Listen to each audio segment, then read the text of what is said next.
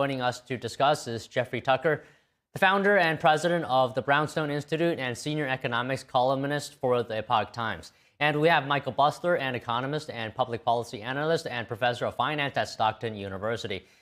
So to start off, Michael, I'll go to you here. How significant in your mind is this uptick?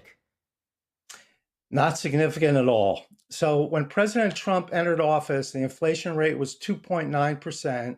We did get it down to 2.4.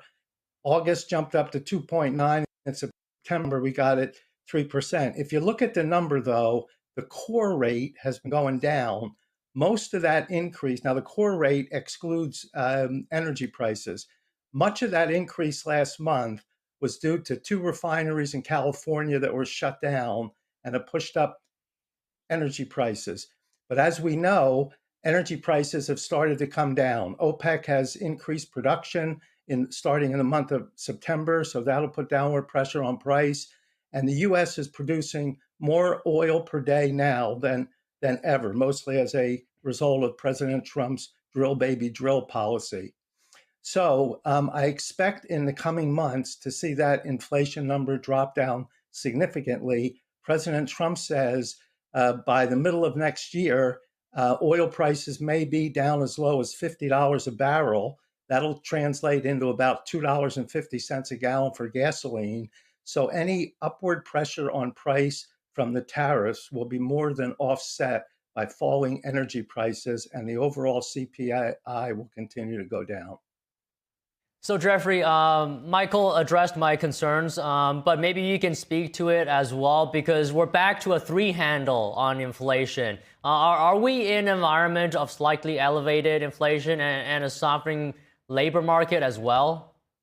I wish I was as confident as Michael. I'm not that worried about gas prices right now, and I agree that the Trump administration's policies on energy have been an improvement. I mean, a dramatic improvement, really, in gas prices and energy generally. So I'm not worried about energy prices driving it. What I'm really worried about is the general trend.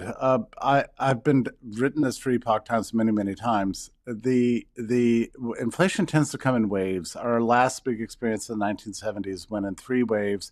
Each time the Fed thought they had conquered inflation, lowered interest rates, and kicked off another wave of inflation until it culminated in the late 1970s. So if you think about the wave that was kicked off with the quantitative easing in 2020, we've been through a really dramatic inflation over the last 4 years that is anywhere between, I don't know, depending on the good or service, it could be as high as 50%, but as low as 20%, but maybe overall it averages at about 25, maybe 30%. It's hard to say.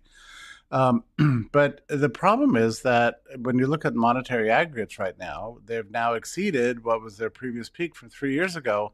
And I'm just not sure that it's all been washed out yet. And all of the policy pressures in Washington are towards lower and lower rates, which is only going to lead to a more expansionary monetary policy. The reason for that policy pressure is, of course, financing the exorbitant debt, which is completely out of control. So I am not as confident, and today I have to say it rattled me a little bit. I don't want to live in a world with even a 3% inflation target. I'd like to see it drop back down to what it has been historically, 2%.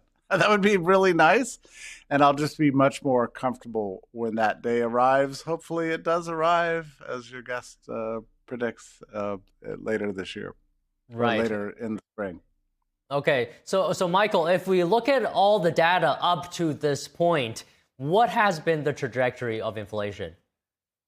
So it peaked in June of 2022 at 9%, 9.1%, continued downward, got stuck around 3, and then dropped down to 2.4. Now the last 4 or 5 months, it's inched back up again.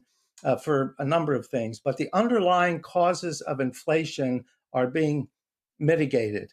The huge government deficit has caused a lot of inflation. President Trump knocked it from a little over $2 trillion per year to in fiscal 2025 down to $1.8 trillion.